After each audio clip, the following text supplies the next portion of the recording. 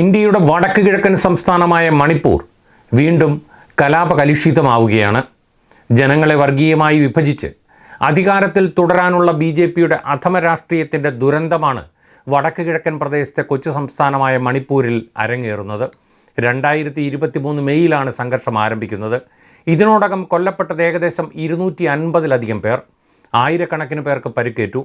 മണിപ്പൂരിലെ പ്രബല ജനവിഭാഗത്തെ ഹിന്ദുത്വവൽക്കരിച്ചൊപ്പം നിർത്തുവാനുള്ള മുഖ്യമന്ത്രി ബിരേൻ സിംഗിൻ്റെ ഗൂഢശ്രമത്തിൻ്റെ പരിണിത ഫലമാണ് അവിടെ ആളിപ്പടരുന്ന കലാപങ്ങൾ.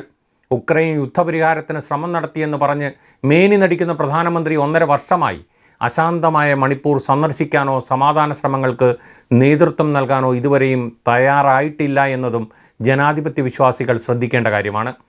ജിരിബാമിൽ CRPF നടപടിയിൽ 11 കുക്കി വംശജർ കൊല്ലപ്പെട്ടതിന് പിന്നാലെ 6 മെയ്ത്തി വംശജരെ തട്ടിക്കൊണ്ടുപോയി വധിച്ചതാണ് പെട്ടെന്ന് കലാപം ആളിപ്പടരാൻ കാരണം. ജിരിബാമിലെ 5 ക്രിസ്ത്യൻ ദേവാലയങ്ങളും നിരവധി വീടുകളും അക്രമത്തിനിരയായി.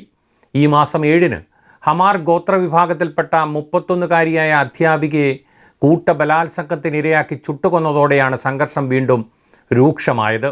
ഇതിലെ പ്രതികൾ പോലീസ് സംരക്ഷണയിൽ ഒളിവിൽ കഴിയുകയാണെന്ന് ആരോപിച്ച് നടത്തിയ പോലീസ് സ്റ്റേഷൻ മാർച്ചിനിടെയാണ് CRPF വെടിവെപ്പും 11 പേർ കൊല്ലപ്പെടുന്നതും.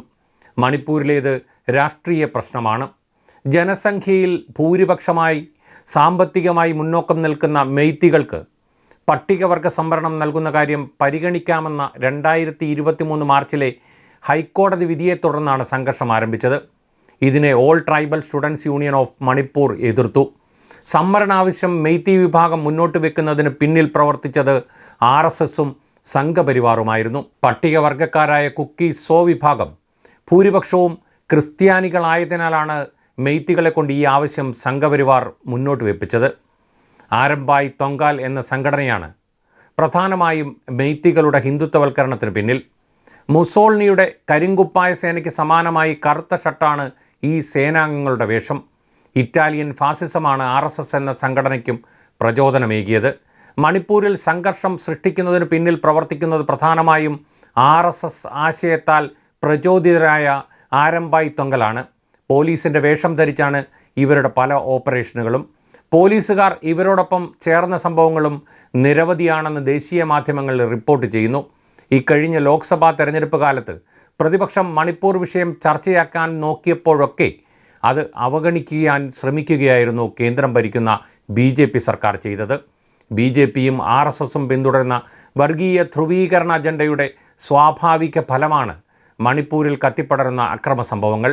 മണിപ്പൂരിലെ ക്രിസ്ത്യൻ ജനവിഭാഗങ്ങൾക്കെതിരെ RSS പിന്തുണയുള്ള മെയ്ത്തി തീവ്രവാദി സംഘടനകൾ ആസൂത്രിതമായി അക്രമം അഴിച്ചുവിടുന്നുവെന്നാണ് റിപ്പോർട്ടുകൾ സൂചിപ്പിക്കുന്നത്.